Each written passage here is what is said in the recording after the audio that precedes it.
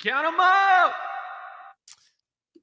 Now, turning our attention to Baton Rouge and LSU with an over-under win total of 9.5 at FanDuel Sportsbook. Juiced a little bit to the under as we sit here breaking it down. No, you lose Jaden Daniels, you lose your offensive coordinator, you make a new hire at defensive coordinator, you promote internally Joe Sloan, you like your defensive coordinator hire. We have been questioning what LSU's defense will be. You've got new leadership, but the personnel still is mostly the same. Two of the best tackles in the country, quarterback in Garrett Nussmeier, who we're all very, very excited to see. But where do you want to start with old toss-up city LSU?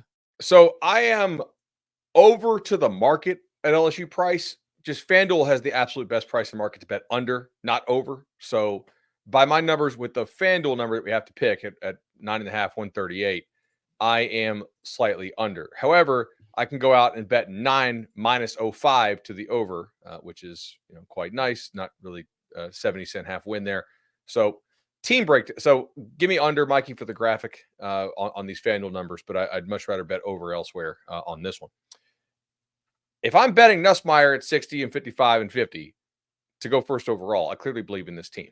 And I think they have, again, on the very short list for best offensive line in the country with Georgia, Texas, maybe Oregon. And that's probably it. Maybe I'm missing somebody. I'm sure a fan base will let me know. Illinois. Yeah, well, of course, Illinois. That is true. Obviously. Spencer Brown Hive.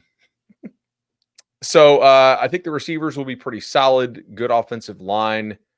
I don't like what they did in the transfer portal on defense, but it almost certainly cannot be worse than it was. So projecting some defensive improvement, and can the defensive improvement outpace the offensive regression, which I think they will have. And I think there is some chance that it actually can. So under for the show pick, but I still like this team. I'm on the under. I mean, this team has won 10 games in each of the last 2 seasons under Brian Kelly, but those include bowl wins, so that doesn't count for our win totals in the regular season. And what has honestly changed about this team from last year? I mean, I know the names have changed, but the offense is still going to probably be pretty dang good, and the defense is going to give up a whole lot of points. And if the offense just isn't quite the level it was last year, where it had the Heisman-winning quarterback and 2 first-round wide receivers, maybe it takes a small step back even with that offensive line. So to me, 9-3 is far more likely than 10-2.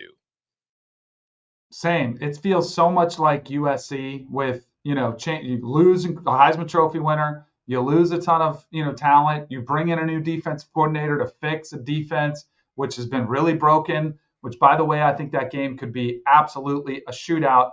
You lose a ton of production. Like, I get the offensive line is going to be great, but my goodness, Brian Thomas and Malik Neighbors were special on the outside. And, oh, by the way, Jaden Daniels did a lot with his legs that Garrett Nussmeier doesn't bring that to the table. So I don't love it. It's not one I would be running to, but I think you almost have to go under. Are they favored in every game? No. I think they are an underdog. Aren't they an underdog to Alabama? They're an underdog at A&M. I think they're favored over Alabama at all the preseason lines. Really? It's in Death Valley. Then, yeah, but yes, I've got like, so you get USC neutral. Ole Miss is in Death Valley. Alabama's in Death Valley. Oklahoma's in Death Valley. You've got some good, like, your key games that are going to decide this. Them being at home is really, really big. I'm spot on right here at 9.5. I guess I'm gonna lean to the under, but to me, the USC game, like that flips this. So how about this? Right now, LSU is a 6.5 point favorite against USC. That's not quite for me a gimme status. I normally like it to be a little bit closer to double digits, but it would not surprise me for USC to win that game. And I might be picking USC to win that game. So if that's the case, that's the kind of game that probably has this sliding a little bit more to 9-3. So if they go out there and Harold Perkins sacks Miller Moss 5 times and USC's offense can't run, and Garrett Nussmeier, who, in the words of Tom Fornelli, has a hose. If Garrett Nussmeier's hose is out there just lighting up Las Vegas, well then, you know what? This is probably going to be a 10-win season for LSU. But as it sits, I'll go ever so slightly to the under. I feel like it might be 9-3, but I'm not rushing to bet this one at all because there's so much unknown, including what a Nussmeier offense looks like when the live bullets start firing. So I'm excited about that one. Any other LSU thoughts? No? Bud?